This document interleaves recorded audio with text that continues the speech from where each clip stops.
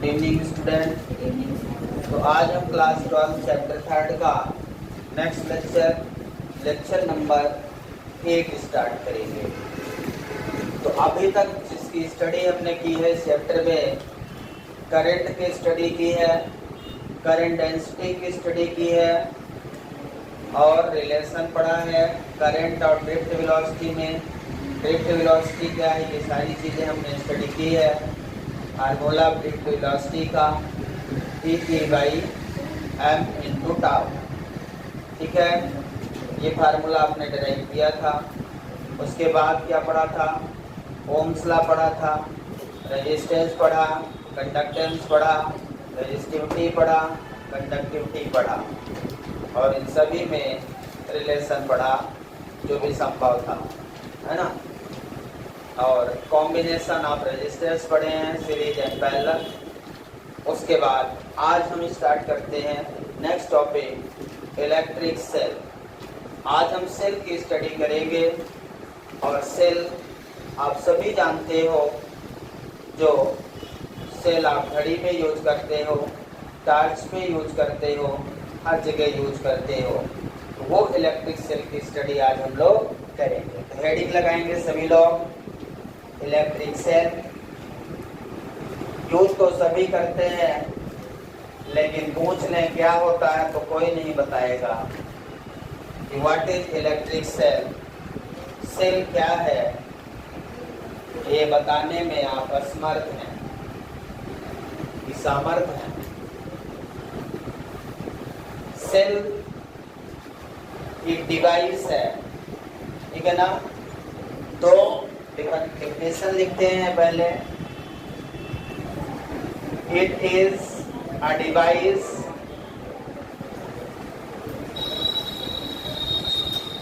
which is convert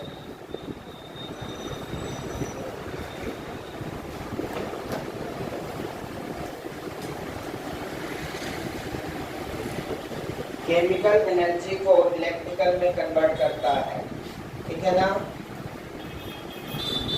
which is convert chemical energy into electrical energy। chemical energy into electrical energy। Cell का काम है chemical energy को electrical energy में convert करना, ठीक है ना। The cell maintain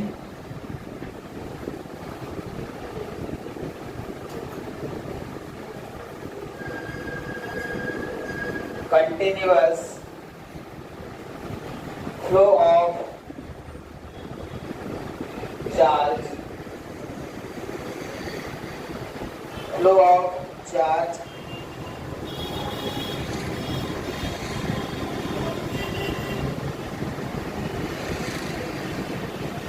flow of charge। The cell maintain continuous flow of charge through electric circuit, ठीक है, through electric circuit।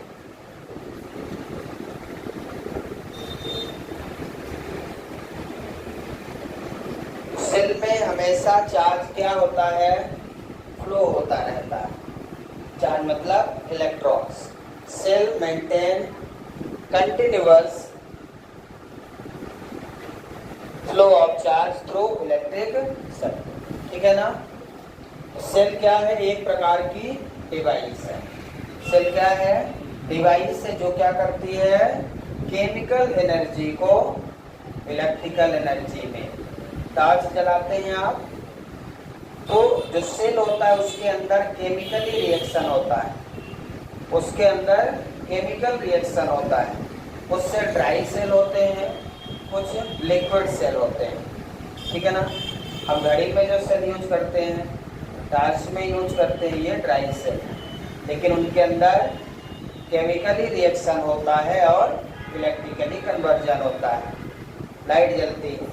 तो चार्ज कंटिन्यूअस फ्लो होते रहते हैं, ठीक है ना। डेफिनेशन लिख, it is also called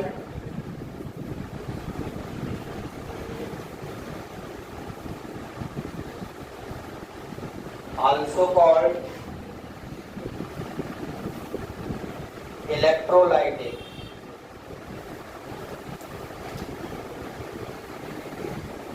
electrolytic या इलेक्ट्रोलाइट बोलते हैं, इलेक्ट्रोलाइटिक सेल, ठीक है ना। इलेक्ट्रोलाइटिक सेल, इसका जो सिंबल है इस तरह से हम यूज करते हैं। इसमें यहाँ पे ये सेल का स्ट्रक्चर है, ये है ईएमएफ, इलेक्ट्रोमोटिव फोर्स। क्या है? Electromotive force. ये एक एनर्जी है, एज अ पोटेंशियल। जैसे पोटेंशियल काम करता है वैसे यहाँ पे सेल में ईएमएफ काम करता है। और ये है इंटरनल रेजिस्टेंस। ये क्या है? Internal resistance. ये क्या है हमारा? Electromotive force. शॉर्ट फॉर्म में ईएमएफ बोलते हैं। शॉर्ट फॉर्म में क्या बोलते हैं? ईएमएफ, ठीक है। और आर क्या है? आर क्या है? Internal resistance.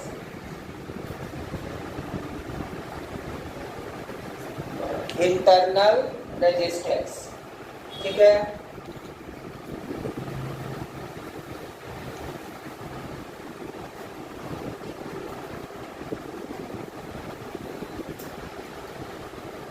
तो what is internal resistance?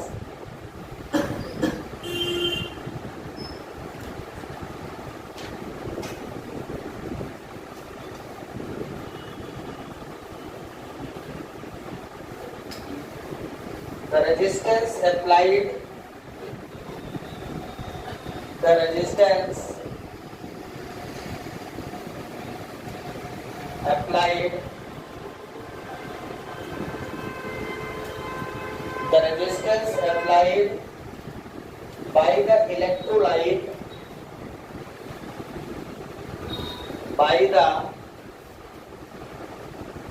electrolyte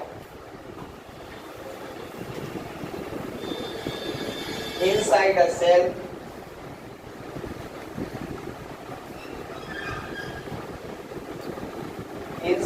cell to flow of current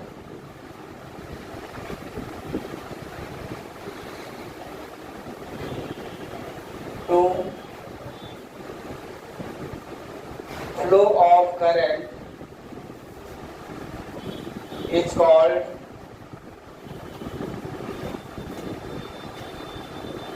internal resistance.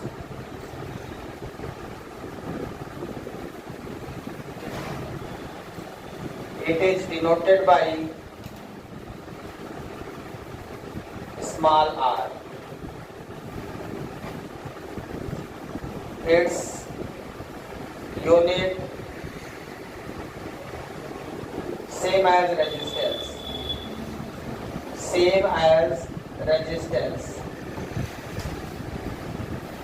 मतलब that is ओम। चाहे रेजिस्टेंस इंटरनल हो चाहे एक्सटर्नल हो, रेजिस्टेंस होता है, उसके यूनिट हमेशा वही रहेगी, है ना। तो यूनिट डायमेंशन फार्मूला जितना है सब वही रहेगा, बस ये सर्किट में इंटरनली होता है। इलेक्ट्रोलाइट जब होता है तो उसके अंदर होता है ये, ठीक है। अभी डायग्राम के माध्यम से मैं समझाता हूँ आपको। फॉर आइडियल सेल के लिए, आइडियल सेल के लिए क्या होगा? R = 0 हो जाएगा। आइडियल सेल यदि है तो इंटरनल रेजिस्टेंस हमारा 0 हो जाता है, मतलब उस सर्किट में कोई लॉस नहीं होता। तो R इक्वल टू 0 हो जाएगा, तो जो लॉस है वो 0 हो जाएगा सर्किट में। ये प्रैक्टिकली पॉसिबल नहीं है, लेकिन आइडिया के लिए ऐसा होता है, ठीक है ना। ये जो इंटरनल रेजिस्टेंस है हमारा, ये 0 हो जाता है। ये इसका सिंबल है। सेल का सिंबल हम लोग कैसा बनाते हैं, इस तरह से, plus minus. So this is the symbol of cell, ठीक है। ये किसका सिंबल है, सेल का। और कॉम्बिनेशन ऑफ सेल बैटरी बन जाता है, कॉम्बिनेशन ऑफ सेल बैटरी बन जाता है। तो ये सिंबल ऑफ सेल है, ठीक है ना। जब R 0 है तब ये ऐसा बनता है, और ज्यादातर हम R को 0 मानते हैं, ठीक है। और यदि मैं ऐसा बना दूं,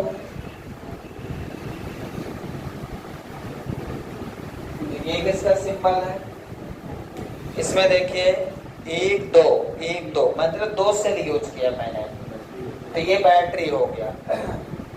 क्या हो गया, ये बैटरी। ध्यान रखेंगे सेल और बैटरी में डिफरेंस है। बैटरी कई सारे सेलों से मिलकर बनती है, ठीक है। उसमें बहुत ज्यादा चार्ज रहता है।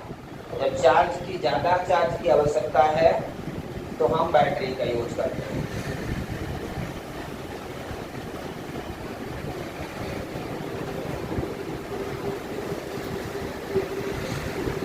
सेल जो हमारा है कंस्ट्रक्शन इसका,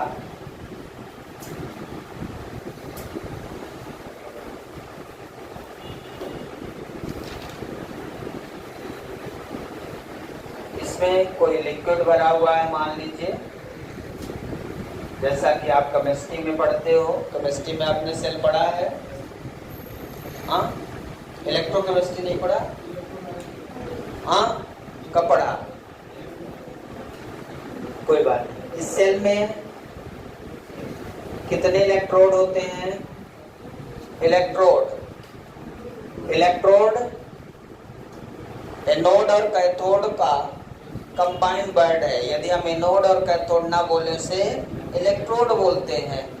सो देयर आर 2 इलेक्ट्रोड, मतलब यहाँ पे एनोड और एक कैथोड होता है, एक एनोड और एक कैथोड होता है।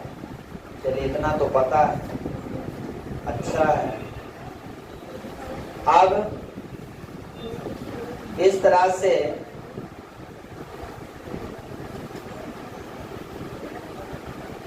ये कैपिटल R रेजिस्टेंस, मैं इसको एनोड मान लूं और इसको कैथोड, ठीक है। ये एनोड है और ये कैथोड है। ये इलेक्ट्रोलाइट है, इसमें जो सॉल्यूशन होता है दैट इज इलेक्ट्रोलाइट। ये क्या है, इलेक्ट्रोलाइट। क्या है, इलेक्ट्रोलाइट। इलेक्ट्रोलाइट सॉल्यूशन, जो चार्ज का फ्लो होता है वो इलेक्ट्रोलाइट में होता है। यहाँ मान लो ये मैंने इसमें कॉपर सल्फेट यूज किया है। कौन सा लिक्विड यूज किया हमने, कॉपर सल्फेट CuSO4, ठीक है। तो एनोड पे कौन जाएगा, देखो कॉपर सल्फेट को यदि मैं ब्रेक करूं तो Cu+2 प्लस SO4 2-, ठीक है। जगह ऐसे भी लिखते हैं, ठीक है। तो बोलिए, एनोड मतलब एनोड पॉजिटिव होता है। कैसा होता है एनोड, पॉजिटिव, और कैथोड नेगेटिव। पढ़ा है, कब पढ़ा, 11 में। एनोड पॉजिटिव होता है और कैथोड नेगेटिव होता है, सब पढ़े हो। कोई बोलो गलत पढ़े, हाँ। एनोड पे कौन सा चार्ज होता है, एनोड पे कौन सा चार्ज होगा, एनायन होगा कि कैटायन, एनोड पे।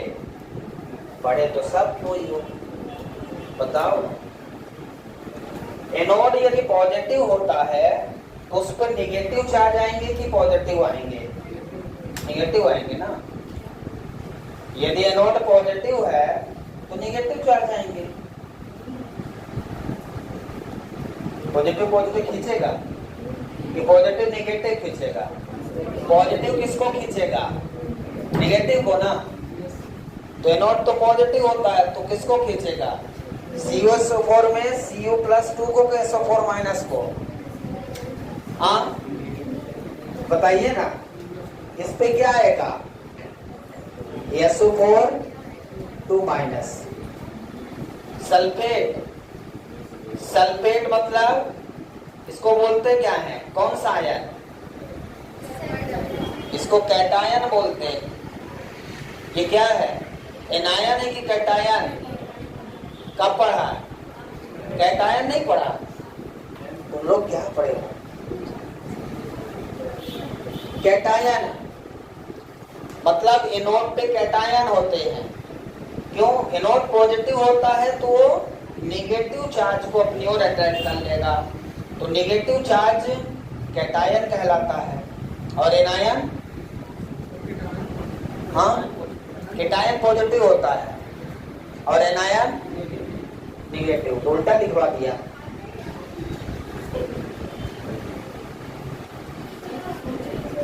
चलो मैं लिख देता हूं, मुझे नहीं पता। और ये कैथोड क्या है? कैथोड निगेटिव चार्ज होता है तो इसमें कौन सा आयन आएगा? Cu+2। ठीक है, मतलब कैटायन। कैटायन पॉजिटिव होता है भाई, याद रखो।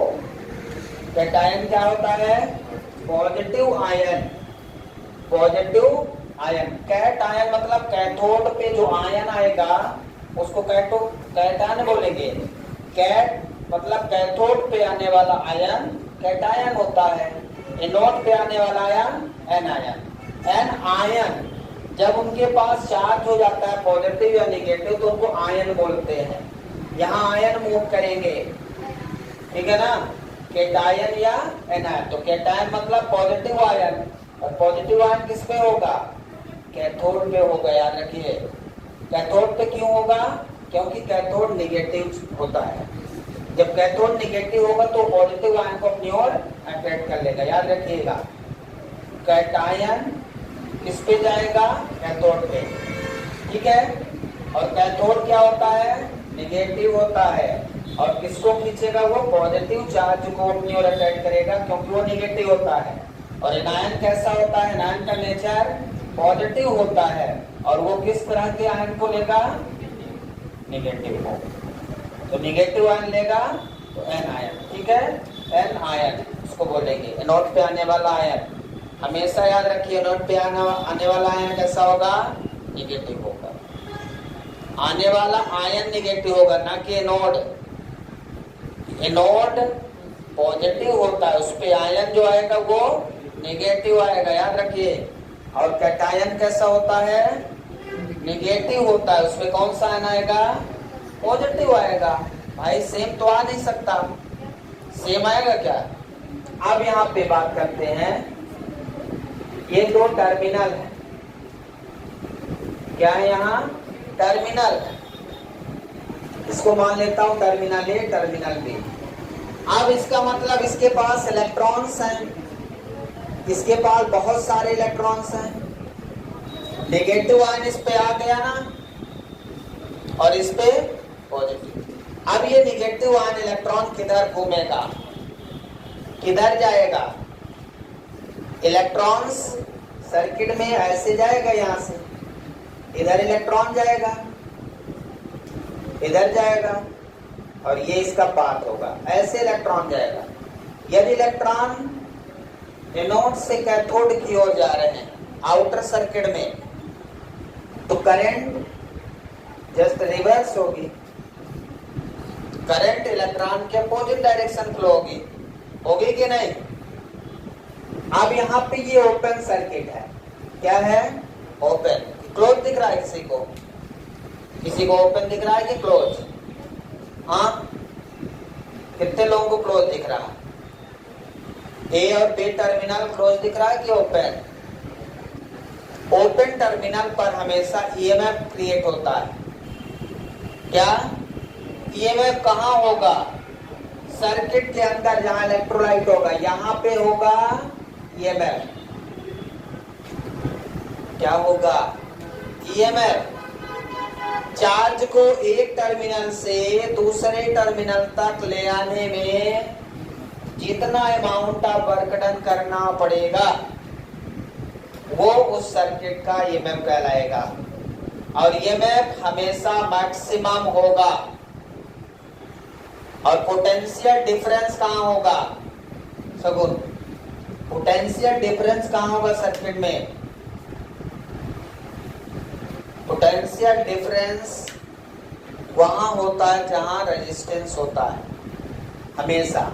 तो पोटेंशियल डिफरेंस इस टर्मिनल पे होगा, यहां, ठीक है, यहां पे होगा, इस पे। मैं यहां भी बना देता, ये रेजिस्टेंस है, ठीक है। पोटेंशियल डिफरेंस यहां पे होगा और इसका टर्मिनल पॉजिटिव और नेगेटिव, पॉजिटिव इधर नेगेटिव इधर, ठीक है। इलेक्ट्रॉन इधर जा रहा तो ये प्लस से माइनस, करंट जिधर जा रही उधर प्लस से माइनस। ये तो पोटेंशियल डिफरेंस हमेशा रेजिस्टेंस पे अकर होता है अकॉर्डिंग टू ओम्स लॉ। जहां भी सर्किट में लॉस होता है वो पोटेंशियल डिफरेंस होगा और पोटेंशियल डिफरेंस हमेशा क्लोज सर्किट में होगा। याद रखिए, अभी डिफरेंस लिखाऊंगा। What is the difference between potential difference and EMF? EMF और पोटेंशियल डिफरेंस में क्या डिफरेंस है, यही पेपर में आता है लिखने के लिए, तो आपको याद रखना है पॉइंट। तो ईएमएफ देखिए कहां है? इलेक्ट्रोलाइट में ईएमएफ प्रोड्यूस होता है। इलेक्ट्रोलाइट मतलब जहां सॉल्यूशन है और जहां ओपन सर्किट है। दिख रहा है क्या आपको? यहां पे। और मान लीजिए ईएमएफ 10 वोल्ट, यूनिट वही रहेगी, जो पोटेंशियल की यूनिट है वही ईएमएफ के। मान लो 10 वोल्ट ईएमएफ है, यहां से कितना वोल्ट है? 10 वोल्ट। तो यहां पे तो कुछ लॉस होगा ना। यदि वोल्टेज ईएमएफ 10 वोल्ट है तो क्या पोटेंशियल भी 10 वोल्ट रहेगा? Potential difference. अब ये जैसे ही फ्लो होगा पोटेंशियल तो कुछ ना कुछ लॉस होगा यहां।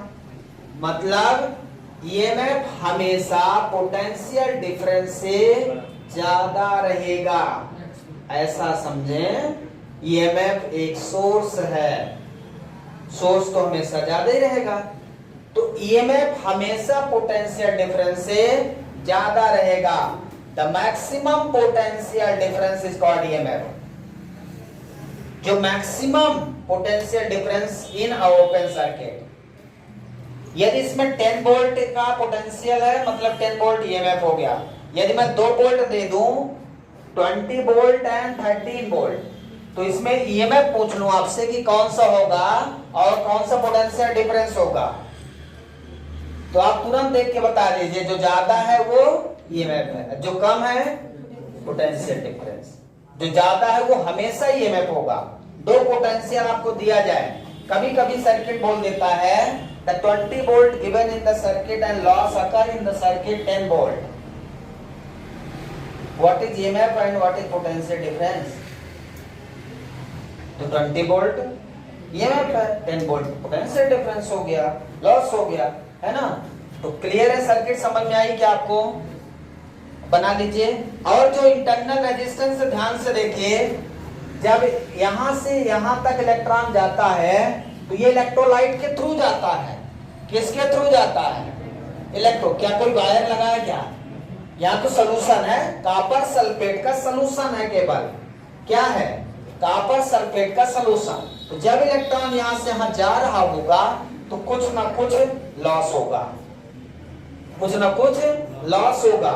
और वही थोड़ा बहुत जो लॉस हो रहा है उसके एनर्जी में, क्योंकि सर्किट तो है नहीं, उसको इलेक्ट्रोलाइट के थ्रू जाना पड़ता है। तो जो थोड़ा बहुत लॉस होगा वो उसका इंटरनल रेजिस्टेंस। इंटरनल रेजिस्टेंस हमेशा इलेक्ट्रोलाइट में होगा। इलेक्ट्रोलाइट में क्या लिखा आपने इंटरनल रेजिस्टेंस की डेफिनेशन? पढ़िए।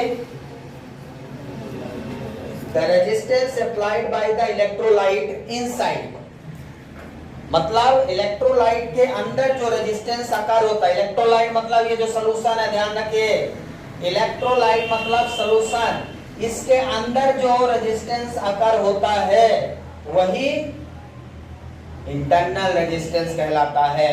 और जो एक्सटर्नल सर्किट में होगा वो रेजिस्टेंस होगा सर्किट का, और उस रेजिस्टेंस पर जो पोटेंशियल डिफरेंस होगा वो वोल्टेज पोटेंशियल डिफरेंस होगा दो टर्मिनल के बीच में, और जो यहां पे होगा वो ईएमएफ होगा। क्लियर है, समझ में आया क्या? डायग्राम पूरा अच्छे से बनाइए।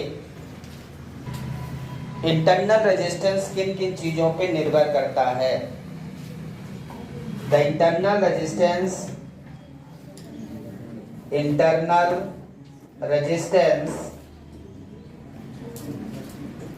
डिपेंड्स ऑन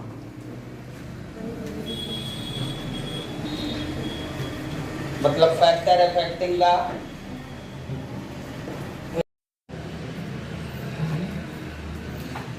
यहां पे ध्यान से देखेंगे, पहला किस पे डिपेंड कर रहा है? Internal resistance concentration of electrolyte पे। इलेक्ट्रोलाइट का मतलब जितना ज्यादा इलेक्ट्रोलाइट सॉल्यूशन का कंसंट्रेशन आप बढ़ाओगे उसका इंटरनल रेजिस्टेंस उतना ज्यादा बढ़ जाएगा। समझ में आया क्या? दूसरा, डिस्टेंस बिटवीन इलेक्ट्रोड, ये जो एनोड और कैथोड का है इनकी डिस्टेंस यदि आप बढ़ाते हो तो जो इलेक्ट्रॉन का पाथ है मूव करने का वो बढ़ जाएगा कि नहीं? तो होगा क्या? पाथ बढ़ने से रेजिस्टेंस और बढ़ेगा, लेंथ बढ़ जाती है जैसे किसी कंडक्टर की तो रेजिस्टेंस बढ़ जाता है। तो यहां से यदि आप इसके बीच के डिस्टेंस बढ़ाते हो तो क्या होगा? पाथ बढ़ जाएगा, और पाथ बढ़ने से रेजिस्टेंस बढ़ जाएगा, मतलब पाथ लेंथ बढ़ जाएगी। तो इसमें क्या होगा? Resistance increases, internal resistance increases, internal resistance increases because its path length increases, because its path length increases।